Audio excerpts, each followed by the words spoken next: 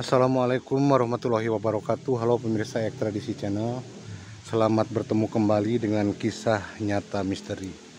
Nah pemirsa, di episode kali ini kami mendapatkan informasi atau kisah dari seorang narasumber, sebut saja namanya Wahyu.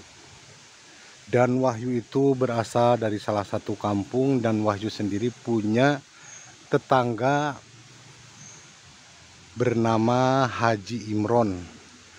Dan ternyata pemirsa, Haji Imron itu seorang orang kaya, punya 4 orang anak, di mana anak-anaknya memang sudah sukses.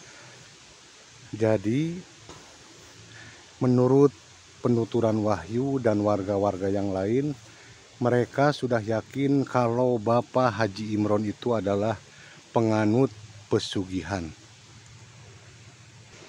Pak Haji Imron di kampung tersebut termasuk golongan orang yang paling kaya, disegani dan juga ditakuti. Kenapa ditakuti? Karena Bapak Haji Imron orangnya sangat bengis sekali kepada warga. Siapapun yang ada urusan atau ada masalah dengan Bapak Haji Imron, Bapak Haji Imron tidak pernah segan-segan untuk melabrak si orang yang punya masalah dengan dia sendiri. Jadi banyak sekali warga, bahkan semua warga sangat menyegani, menakuti, bukannya menghormati. Namun mereka itu di belakang Bapak Haji Imron sendiri, mereka membicarakan keburukan dan kejelekan Pak Haji Imron tersebut. Memang Pak Haji Imron itu adalah orang kaya di kampung tersebut. Anaknya 4 pun sudah mandiri, sudah berkeluarga, bahkan sudah sukses semua. Namun pemirsa, karena mungkin Bapak Haji Imron itu sering menyakiti warga, sering membuat tidak enak warga, karena kebengisan, karena kesombongan, dan juga bahkan karena kekikiran atau kepeditan, jarang memberi kepada warga, apalagi berzakat atau bersedekah kepada warga. Nah mungkin dari doa itulah, dari doa, bukan doa, jadi maksudnya mungkin semua ini karena ajab dari Allah atau teguran dari Allah. Akhirnya Bapak Haji Imron itu mengalami sakit. Begitupun juga dengan istrinya juga sakit, sama-sama sakit. Dan akhirnya tidak lama kemudian, beberapa bulan kemudian, Bapak Haji Imron meninggal dunia. Lalu disusul lagi dengan istrinya juga meninggal dunia. Dan tinggal 4 orang anaknya yang masih hidup dan semakin sukses. Dan akhirnya harta yang dimiliki Bapak Haji Imron pun diwariskan kepada 4 orang anaknya, sehingga 4 orang anaknya tersebut semakin sukses, semakin kaya, dan semakin melimpah ruah dengan harta bendanya, apalagi setelah dikasih warisan peninggalan dari Bapak Haji Imron, yaitu orang tuanya sendiri. Namun pemirsa, entah kenapa di saat anak-anaknya sukses, di situ satu persatu anaknya mengalami sakit dan akhirnya meninggal dunia. Dan lalu sampai semuanya pemirsa, mungkin jarak selang beberapa tahun anak-anaknya pun meninggal, padahal menurut usia anak-anak Pak Haji Imron itu masih muda-muda. Jadi kalau Bapak Haji Imron meninggal di usia 70 tahun, istrinya juga berusia di 60 tahun, 65 tahun, dan anak-anaknya tersebut meninggal di usia sekitar 40 tahun.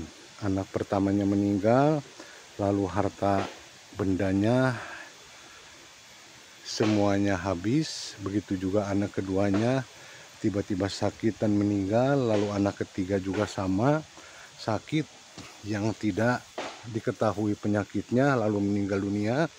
Dan juga anak yang bungsu yang perempuan juga sakit, padahal anak yang bungsu itu belum menikah, belum punya suami, karena masih berusia sekitar 21 tahun, mengalami sakit dan lalu meninggal dunia. Dan akhirnya harta benda peninggalan dari Bapak Haji Imron semuanya habis karena dipakai biaya untuk berobat. Dan akhirnya setelah harta bendanya habis, Akhirnya si anak yang bungsu yang perempuan pun meninggal dengan keadaan yang sangat mengkhawatirkan. Nah, disitulah pemirsa, para warga semuanya, tetangganya beranggapan kalau memang harta yang namanya hasil dari pesugihan itu tidak pernah berkah, tidak barokah, tidak bermanfaat, karena memang pada dasarnya harta itu akan lenyap dengan sendirinya. Begitupun juga dengan keluarga-keluarganya. Bapak Haji Imron, anak-anaknya pun meninggal setelah Bapak Haji Imron dan istrinya meninggal dunia. Akhirnya anak-anaknya pun mengikuti Bapak Haji Imron meninggal dunia satu persatu tanpa penyakit yang aneh, tanpa diduga. Jadi anak-anaknya itu sakit mendadak sekitar dalam jarak waktu 1 bulan, akhirnya meninggal. Begitupun anak kedua, ketiga, dan yang terakhir yang paling lama yaitu yang dialami oleh anak bungsu yang perempuan yang berusia 21 tahun. Dia sakit lama sekali, dan harta benda peninggalan dari Bapak Haji Imron, dari orang tuanya, habis semua karena dipakai berobat. Dan setelah semua harta bendanya habis, akhirnya si anak yang bungsu itu pun meninggal dunia. Nah, ternyata pemirsa, memang harta yang tidak berkah, harta yang bukan rezeki dari Tuhan itu memang tidak berkah dan akan cepat habis. Jadi kita semua harus bersyukur kepada Allah Subhanahu wa Ta'ala. Rezeki sekecil apapun yang penting berkah, yang penting bermanfaat, yang penting membawa kebaikan kepada kita, dan kita harus pandai-pandai bersyukur rezeki sekecil apapun yang diberikan Tuhan kepada kita.